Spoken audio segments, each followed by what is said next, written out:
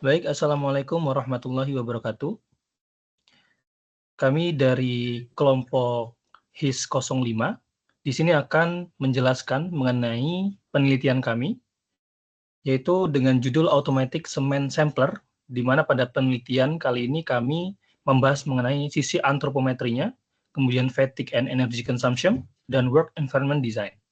Nah, kami anggota HIS 05, yaitu adalah saya sendiri, Amirul Safirnanda Mutakin, kemudian ada Mas Ejra Yursadi, kemudian juga ada Mas Lukas Theophilus, kemudian ada Mas Taufik Kimas, dan terakhir ada Mas Zainul Asfiaudin. Nah, selanjutnya, di sini, di penelitian ini, kami akan membahas mengenai 5 hal. Ya, kami akan secara berurutan menjelaskan mengenai latar belakang, kemudian landasan teori, metodologi, pembahasan, dan kesimpulan, dan saran. Nah, selanjutnya, kita akan langsung saja membahas mengenai latar belakang kenapa kami membuat penelitian ini. Baik, yang pertama, nah, industri semen itu membutuhkan proses pengambilan sampel untuk mengendalikan kualitasnya, gitu ya. Kemudian mesin sampling manual itu memerlukan aktivitas yang aktivitas fisik ya, yang seperti mendorong, kemudian menarik dan membungkuk berulang kali. Nah, hal ini itu menyebabkan adanya resiko kelelahan otot. Nah, selanjutnya untuk posisi kerja dalam melakukan sampling manual itu kurang memperhatikan dimensi tubuh pekerja atau sisi antropometrinya. Nah, kemudian perumusan masalah pada penelitian kali ini adalah yang pertama adalah bagaimana perbedaan antropometri alat sampling semen manual dan otomatis. Yang kedua, apakah desain alat manual mengikuti kaidah ergonomi? Dan yang ketiga, apakah pengaruh alat manual terhadap konsumsi energi pekerja? Dan yang keempat adalah bagaimana kondisi work environment design saat ini dan solusinya. Kemudian tujuan dan manfaat dari penelitian ini adalah yang pertama, merancang solusi ergonomi dengan menciptakan alat sampling semen otomatis. Kemudian menganalisis perbedaan antropometri antara alat manual dan otomatis. Yang ketiga, mengkaji pengaruh alat manual terhadap konsumsi energi pekerja.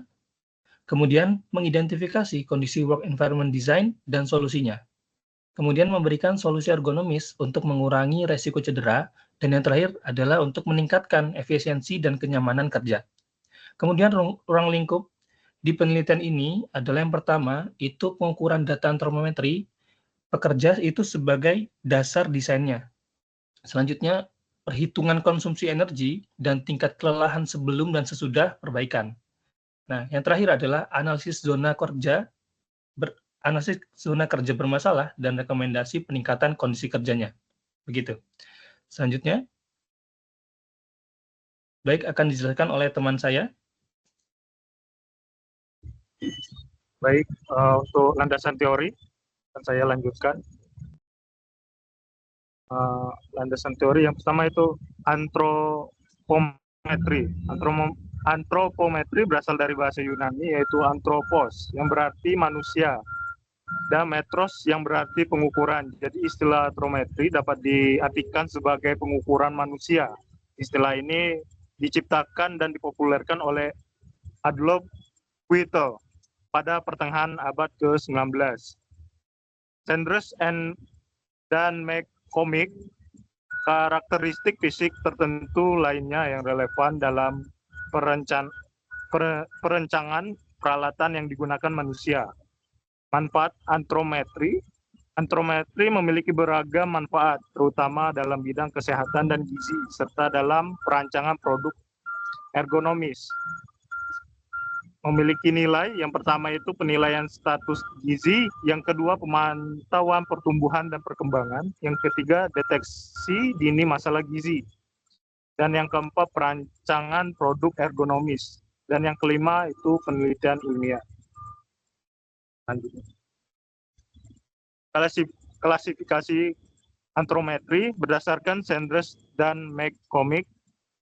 Antropometri merupakan pengukuran dimensi tubuh atau karakter fisik tubuh yang relevan dengan desain tertentu tentang sesuatu yang digunakan manusia dalam sehari-hari. Penerapan ilmu antropometri diklasifikasikan menjadi dua jenis, yaitu yang pertama antropometri statis. Antropometri statis atau yang juga disebut sebagai struktur merupakan jenis antropometri yang diukur dalam keadaan statis. Yang kedua itu antrometri dinamis. Seperti namanya, antrometri dinamis merupakan jenis antrometri yang diukur dalam keadaan dinamis atau dalam posisi tubuh sedang bekerja. Selanjutnya.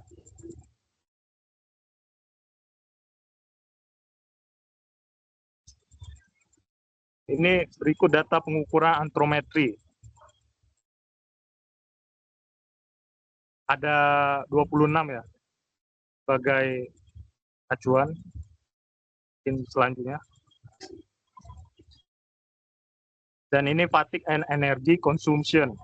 Fatigue atau kelelahan kerja didefinisikan sebagai keadaan menurunnya kemampuan fisik atau mental untuk mempertahankan performa.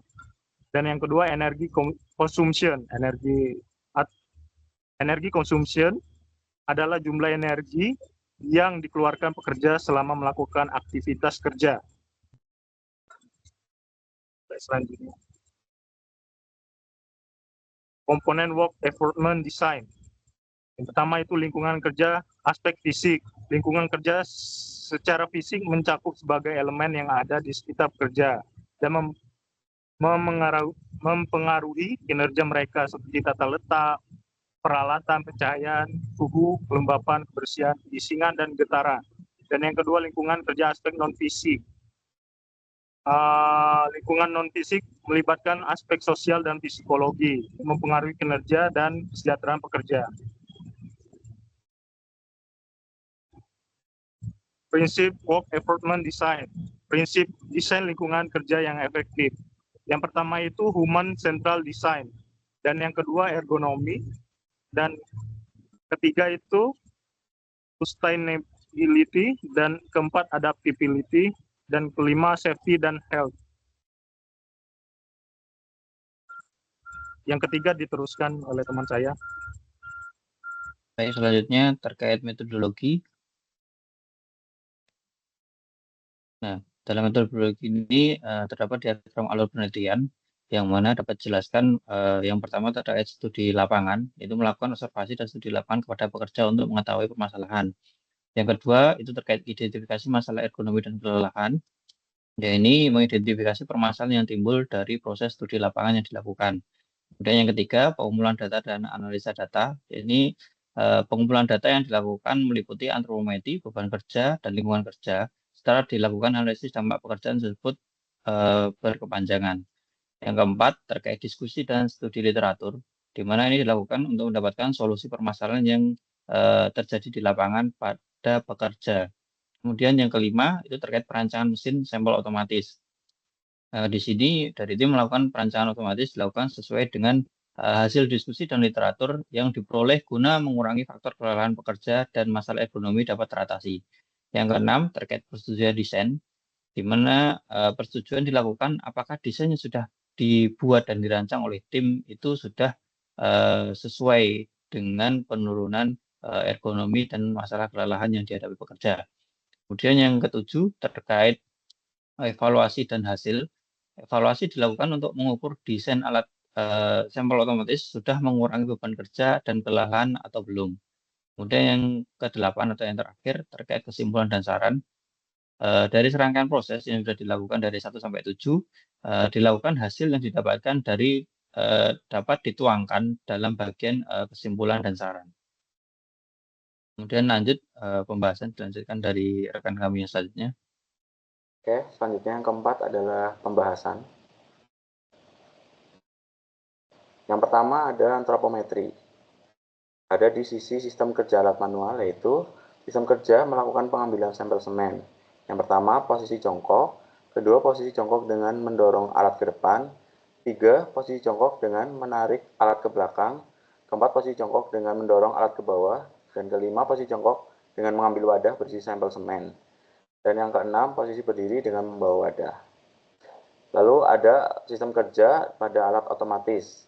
Sistem kerja melakukan pengambilan sampel semen secara otomatis, yaitu yang pertama, berdiri menghadap box panel, kedua menekan tombol, ketiga berjalan ke arah alat, keempat posisi jongkok dengan mengambil wadah berisi sampel semen, dan yang kelima berdiri dengan membawa wadah. Aspek antropometri pada sisi ergonomis. Yang pertama, postur utama kerja dapat mengurangi beban punggung dan lutut. Kedua, jarak jangkauan horizontal dapat mengurangi jarak jangkauan sehingga lebih mudah diraih. Yang ketiga, jarak jangkauan vertikal dapat mengurangi sakit punggung. Yang keempat, ketinggian area kerja utama. Aktivitas dilakukan pada ketinggian yang aman. Yang kelima, gerakan berulang. Itu dapat mengurangi gerakan repetitif yang berat. Yang keenam, beban fisik dapat mengurangi risiko kelelahan otot. Dan yang ketujuh, kesesuaian dimensi dapat meningkatkan kenyamanan kerja.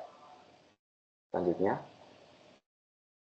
ada fatigue dan energi consumption, di mana kondisi saat ini pekerja mengalami tingkat kelelahan tinggi akibat aktivitas fisik berulang dalam proses pengambilan sampel manual. Aktivitas melibatkan gerakan mendorong, membungkuk, menarik, memutar, dan jongkok, yang berpotensi menyebabkan kelelahan otot dan risiko cedera muskuloskeletal. Lalu dilakukan penerapan mesin sampling otomatis, di mana desain ini meminimalkan gerakan fisik, yaitu hanya tekan tombol, menunggu proses, dan jongkok untuk mengambil sampel. Manfaatnya mengurangi beban kerja fisik, meningkatkan efisiensi, mengurangi kelelahan, dan menurunkan risiko kecelakaan kerja. Selanjutnya,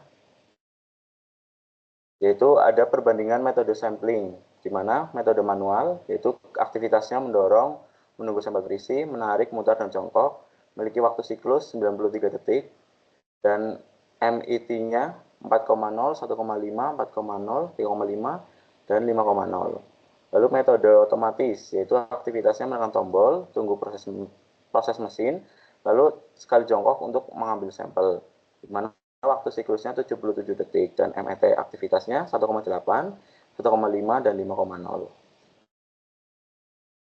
Lalu dilakukan perhitungan energi consumption, yaitu pada manual sampling mendapatkan energi yang dibutuhkan yaitu 6,74 kilokalori, dan saat ada automatic sampling yaitu 5,90 kilokalori. Maka pengurangan energi yang terserap menggunakan automatic sampling lebih sedikit daripada energi yang dikeluarkan menggunakan manual sampling. Sehingga dengan adanya perubahan alat sampling manual menjadi otomatis memiliki efisiensi pekerjaan operator sebanyak 12,5%. Selanjutnya, work environment design sesudah perbaikan. Nah, ini kondisi sebelum perbaikan ada di gambar sebelah kiri. Mesin pengambil sampel semen masih dioperasikan pekerja secara manual, yang mana pekerja tersebut harus mendorong, menarik, dan memutar tuas untuk mengambil sampel dari cerobong. Faktor risiko cedera masih tinggi karena pengambilan sampel masih manual handling. Lalu kondisi setelah perbaikan seperti gambar yang sebelah kanan, yaitu mesin pengambilan sampel semen menggunakan pneumatik, sehingga mengurangi beban kerja karena meniadakan proses manual handling seperti mendorong, menarik, dan memutar tuas. Faktor cedera berkurang karena pekerja hanya mengoperasikan panel kontrol, maka mesin akan bekerja secara otomatis mengambil sampel. Selanjutnya akan dilanjutkan oleh Mas Lukas. Baik, mengenai bab 5 mengenai kesimpulan dan saran. Untuk kesimpulan itu ada 3. Yang pertama, antropometri. Desain mesin sampling manual tidak sepenuhnya mengikuti prinsip ergonomi, menyebabkan beban fisik tinggi, kelelahan otot, dan resiko cedera muskuloskeletal atau MSD. Mesin sampling otomatis dirancang berdasarkan antropometri bekerja, mengurangi beban fisik, meningkatkan kenyamanan dan efisiensi kerja. Dan work environment design, kondisi work environment masih memiliki masalah seperti rantai licin dan akses terbatas yang berisiko mengurangi keselamatan dan kenyamanan pekerja. Dan terakhir, fatigue and energy consumption, beban kerja. Pekerjaan mesin manual menyebabkan konsumsi energi lebih tinggi sebesar 6,74 kilokalori per siklus dibandingkan dengan mesin otomatis, yaitu 5,9 kilokalori per siklus dengan pengurangan energi sebesar 12,5%. Dan mengenai saran, yang pertama, peningkatan desain ergonomis, sesuaikan posisi panel kontrol mesin otomatis dengan data antropometri bekerja untuk meningkatkan aksesibilitas dan kenyamanan. Latihan dan pengawasan, hentikan latihan rutin dan lakukan pengawasan untuk penggunaan mesin otomatis dan mengurangi resiko cedera. perbaikan lingkungan kerja salah satunya yaitu tingkatkan pencahayaan, ventilasi, dan perbaiki lantai licin untuk meningkatkan keselamatan. Dan terakhir, pemantauan kelelahan. Implementasi teknologi pemantauan kelelahan untuk mendeteksi kondisi pekerja secara real time dan mencegah kelelahan berlebihan. Baik, sekian dari presentasi PowerPoint 5. Mohon maaf apabila ada kesalahan. Terima kasih.